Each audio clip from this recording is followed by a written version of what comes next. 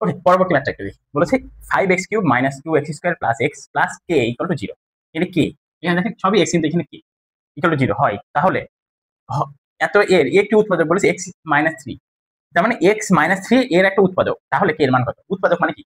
উৎপাদক মানে হচ্ছে যেটা উৎপাদক থাকে, তার মানে x - 3 = 0 লিখে এখান থেকে x তাহলে 3 লেখা যায়।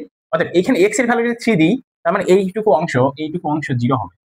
x এর ভ্যালু 3 হলে এইটুকু, মানে যেটা উৎপাদক হয় সেই উৎপাদকের মান যদি আমি সমীকরণে বসাই, তাহলে এই সমীকরণটুকুর ভ্যালু 0 হয়। অতএব আমি করব কি, x এর ভ্যালু 3 বসাবো এখানে। তাহলে x এর জায়গায় সব 3 বসাবো, k টা দেখেন থেকে যাবে। তার মানে k বাদে সবার ভ্যালু আমি জানবো। অতএব k এর ভ্যালু বের হয়ে যাবে। অতএব এখন x = 3, অতএব 5 × 3³ - 2 × 3² + 3 + k = 0। और অতএব 5 × 3 × 9, 3 9 27, মাইনাস 3 × 9 = 18, প্লাস 3 প্লাস k = 0। 5 27 কত হয়? 5 7 35 এর 5, রাইট? 5 2 10 আর 3 13। এটা প্লাস মাইনাস করলে হয় -15 প্লাস k = 0। और 125 থেকে 15 বাদ দিলে হয় কত হয়? 120 প্লাস k = 0। 120 ওইদিকে দিলে মাইনাস হয়ে যায়, और k = -120। অতএব k এর ভ্যালু হবে -120। এটাই আমার অ্যান্সার। বুঝতে পারছি? মানে উৎপাদক মানে ওই ভ্যালুটা বসাইলেই, ওইটা = 0 দিয়ে x এর ভ্যালু বের করে ওখানে এখানে বসাইলে এটার ভ্যালু 0 হবে। পরবর্তী ম্যাথটাই দেখেন, বলেছে সিরিজটির ফাঁকা জায়গায় কি বসবে? তার মানে এই জায়গাটায় কি বসবে? এখানে কি বসবে? এখানে বসবে, একটু খেয়াল করে যদি দেখি, এই প্রথম সংখ্যার সাথে 3 গুণ করেন, 3, এই 3 এর সাথে 3 গুণ করেন, 3 নাম 3 থেকে 9, 9 এর সাথে 3 গুণ করেন 27, 27 এর সাথে 3 গুণ করেন 3 × 27 = 81, 81 এর সাথে 3 গুণ করেন দেখেন 243। অতএব এখানে 27 হবে। ওকে, বলেছে log x তার সেটা 3 to 4 = 4 হয়, তাহলে x এর ভ্যালু কত? এইটুকু আমার মনে রাখতে হবে। যখন এইখানে x এর ভ্যালু বের করব, তখন log থাকলে কিন্তু x এর ভ্যালু বের করতে পারবো না, যেহেতু log তুলতে হয়। মনে রাখবেন এরকম, যদি আমি বলি log x, আমি যদি এটা বলি 2 আর এটা বলি a, মনে রাখবেন সবসময় এই x এর পাওয়ার a সমান এই 2 লেখা যায়। ঠিক আছে? log এই জিনিসটা যদি মনে রাখতে পারেন যে x এর পাওয়ার এইটা আসবে, আর এই এর জায়গায় এই উপরের এই অংশটা চলে যাবে। অতএব এটাকে যদি আমি সুন্দর করে লিখি, x এর পাওয়ার 4 = 3 to 4। অতএব এখানে দেখেন x এর পাওয়ার 4, তার মানে এখানে এইটা কিসের পাওয়ার 4? এমন কিসের পাওয়ার আছে যেটা 4 করলে এটা হয়? সেইটা এখন খুঁজে বের করতে হবে। আমার দেখেন তো, আমি এইরকম করব, 3 to 4 একে 2 দিয়ে ভাঙি, 2 দিয়ে ভাঙলে হয় 1 6 2, এটা আবার 2 দিয়ে ভাঙি, হয় হচ্ছে 8 1। আবার একে কত দিয়ে ভাঙবো? 3 দিয়ে ভাঙবো, 3 দিয়ে ভাঙলে এটা 27, 3 দিয়ে ভাঙবো, এটা হবে 3 দিয়ে ভাঙবো 3, তাহলে 3 3 3। অতএব 3 এর পাওয়ার 4 × 2 এর পাওয়ার স্কয়ার, 2 এর পাওয়ার স্কয়ার। আমার 2 এর পাওয়ার স্কয়ার হলে তো হবে না, 2 এর পাওয়ারও 4 লাগবে। তাহলে কি করব? আমরা 3 এর পাওয়ার 4 × √2, তার পাওয়ার কিন্তু এখন 4 লেখা যায়। অতএব 3 √2 এর পাওয়ার 4 লেখা যায়। অতএব 3 √2 তার পাওয়ার 4। অতএব আমি এখন কি করতে পারবো? ওকে, অতএব এইটা সমান 3 √2 তার পাওয়ার 4 লিখতে পারবো, এইটা সমান। ওকে, তাহলে এখন তাই লিখি। এটা বুঝতে পেরেছি তো? এটা বুঝতে পেরেছি আশা করি। মানে যেটা করলাম যে 3 √2 তার পাওয়ার 4, এটা কিভাবে আসলো বুঝতে পেরেছি। দেখেন, জাস্ট এইটাকে ভেঙেছি, ভেঙে ছোট করছি। এরা 4টা 3 হয়েছে আর 2টা 2 হয়েছে। এখন এইটার পাওয়ার 4 হয়েছে, আমার দরকার কি? x এর পাওয়ার 4, মানে এখানে কোনো কিছু পাওয়ার 4 হলেই এই বেজ আর এই বেজ সমান লেখা যায়। পাওয়ার সমান হলে বেজ সমান লেখা যায়। ওকে, অতএব এখন আমরা কি করব?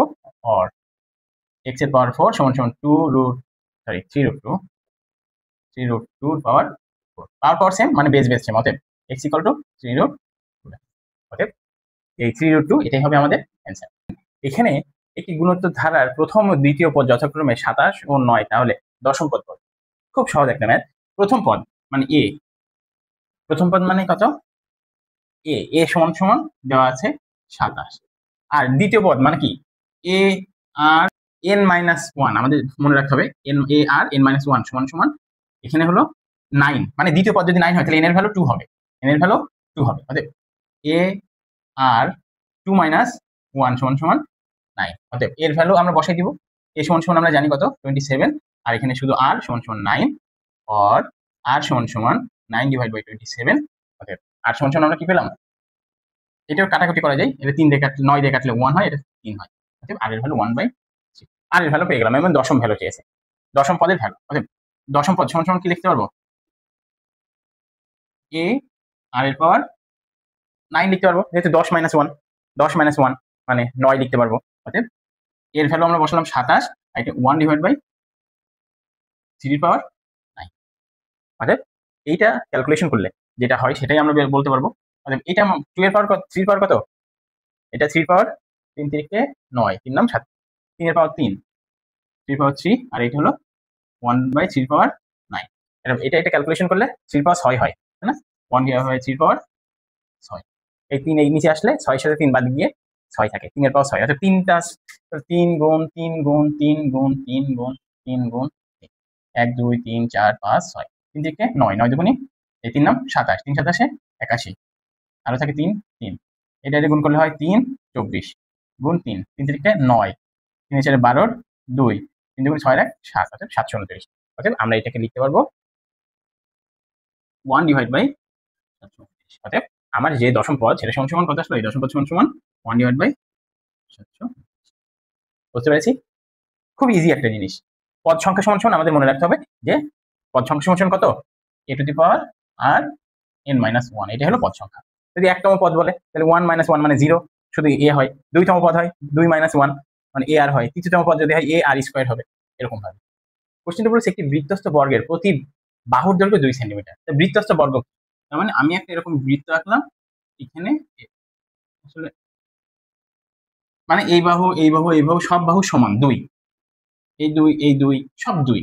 এখন আমার যদি এই বর্গ বলেছে বৃত্তের ক্ষেত্রফল নির্ণয় করে, বৃত্তের ক্ষেত্রফল নির্ণয় করতে হলে আমার কি লাগে, এই বৃত্তের ব্যাসার্ধ লাগে। এখন এই বৃত্তের ব্যাসার্ধ কি দেখেন, এখান থেকে এইটা এই যে কোনাকুনি কর্ণ, যদি এই বর্গের এটার যেটা এই বর্গক্ষেত্রের যেটা কর্ণ হবে, এই কর্ণ সমান সমানই কি হবে, বর্গক্ষেত্রের কর্ণ সমান সমানই কি, মনে আছে কিছু? হ্যাঁ, এই কর্ণ কর্ণ সমান সমানই হবে এই বৃত্তের ব্যাস, বৃত্তের। অতএব বৃত্তের ব্যাস সমান সমান কি লিখতে পারবো, বর্গের কর্ণ। এখানে বর্গের কর্ণ তাহলে কত, বর্গের কর্ণ সমান সমান আমরা জানি, কি জানি, a√2, সবসময় আমরা জানি। এখানে যদি এর ভ্যালু কত, এ মানে কি আসলে এই বর্গের বাহু যেটা 2 সেটা এ, তার মানে বর্গের কর্ণ মানে 2√2। অতএব বৃত্তের ব্যাস পেয়েছি আমরা 2√2, ব্যাসার্ধ লাগবে আমার, কি লাগবে, বা ব্যাসার্ধটাই লাগবে। তাহলে ব্যাসার্ধ সমান সমান কত হয়, ব্যাসার্ধ সমান সমান এই 2√2/2, এটা তো আমরা সবসময় জানি। অতএব এটা ক্যালকুলেশন করলে হয় √2। অতএব ব্যাসার্ধ সমান সমান √2 মানে যেটা আর। অতএব আমরা ক্ষেত্রফল, বৃত্তের ক্ষেত্রফল সমান সমান কি জানি, পাই আর স্কয়ার। অতএব পায়ের ভ্যালু আমরা বসাইলাম, পায়ের ভ্যালু পাই, আর এর ভ্যালু √2 তার স্কয়ার, অতএব 2 পাই। অতএব 2 পাই এটাই হবে আমার বৃত্তের ক্ষেত্রফল।